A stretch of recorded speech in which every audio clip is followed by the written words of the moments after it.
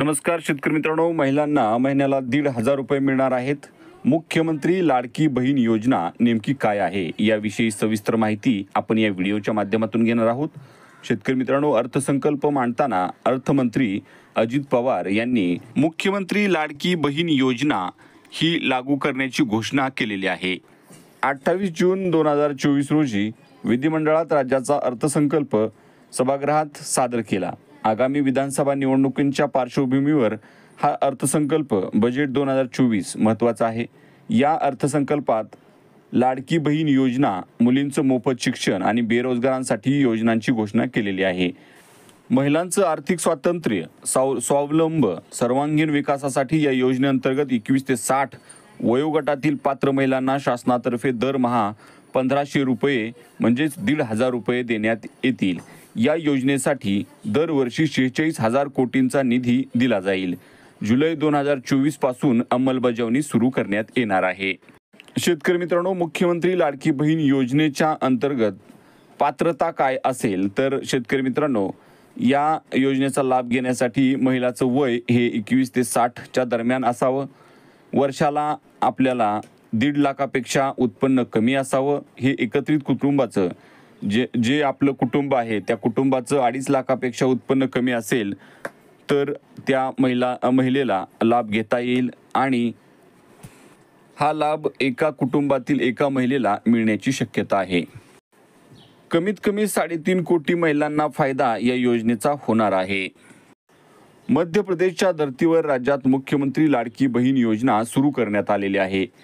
अर्थमंत्री अजित पवारांनी 28 जून 2024 रोजी राज्याचा उर्वरित अर्थसंकल्प सादर केला होता. आगामी विधानसभा निवडणुका लक्षात ठेवून अर्थसंकल्प सादर केलेला आहे. या योजनेचा लाभ घेण्यासाठी लाभार्थी महिला महाराष्ट्र राज्याची रहिवासी असणं आवश्यक आहे.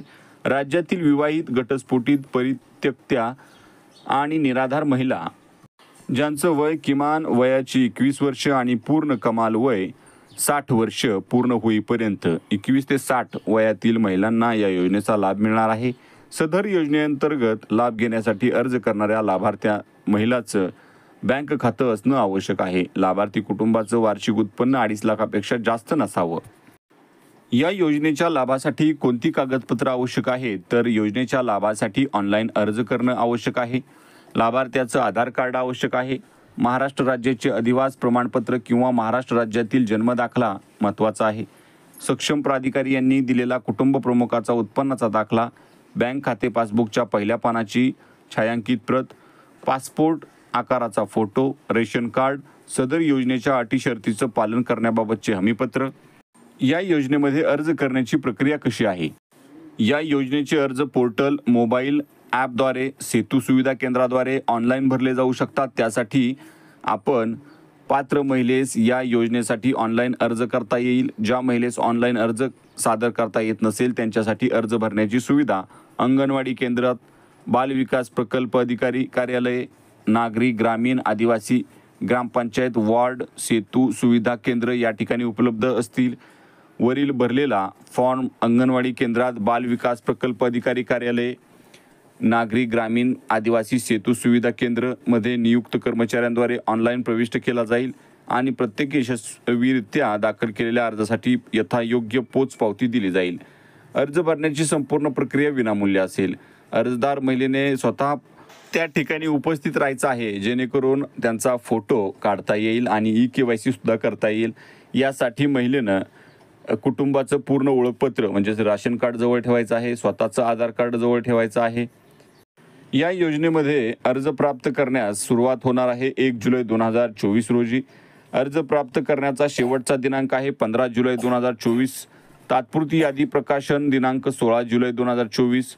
तात्पुरत्या यादीवरील तक्रार हरकती प्राप्त करण्याचा कालावधी 16 जुलै 2024 ते 20 जुलै 2024. तक्रार हरकतींचं निराकरण करण्याचा कालावधी 21 जुलै ते 2024 ते 30 जुलै 2024. अंतिम यादी प्रकाशन दिनांक 1 ऑगस्ट 2024. लाभार्थ्यांचे बँकेमध्ये KYC करणं आवश्यक आहे. 10 ऑगस्टपर्यंत करणं गरजेचं आहे. लाभार्थी निधी हस्तांतरण 14 ऑगस्ट 2024. त्यानंतरच्या महिन्यात देय दिनांक प्रत्येक महिन्याच्या 15 तारखेपर्यंत आपल्याला महिलांच्या अकाउंटवरती 1,500 रुपये येणार आहेत. त्याचबरोबर या योजनेचा कोणाला फायदा मिळणार नाही तर ज्यांच्या कुटुंबाचं एकत्रित वार्षिक उत्पन्न 2.5 लाख रुपयांपेक्षा जास्त आहे, ज्यांच्या कुटुंबातील सदस्य आयकरदाता आहे, ज्यांच्या कुटुंबातील सदस्य नियमित कायम कर्मचारी, कंत्राटी कर्मचारी म्हणून सरकारी विभाग, उपक्रम, मंडळ, भारत सरकार किंवा राज्य सरकारच्या स्थानिक संस्थेमध्ये कार्यरत आहेत किंवा सेवानिवृत्तीनंतर सेवा वेतन, निवृत्ती वेतन घेत आहेत, परंतु बाह्य यंत्रणांद्वारे कार्यरत असलेले तथा स्वयंसेवी कामगार आणि कर्मचारी अपात्र ठरणार नाहीत.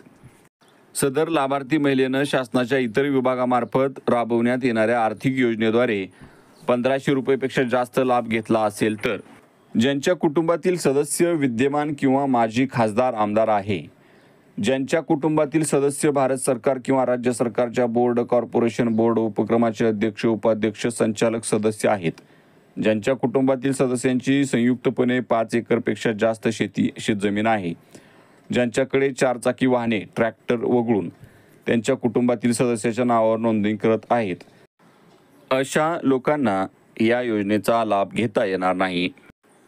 तर हा व्हिडिओ आपला आवडला असेल तर लाईक करा, शेअर करा, सबस्क्राईब करा.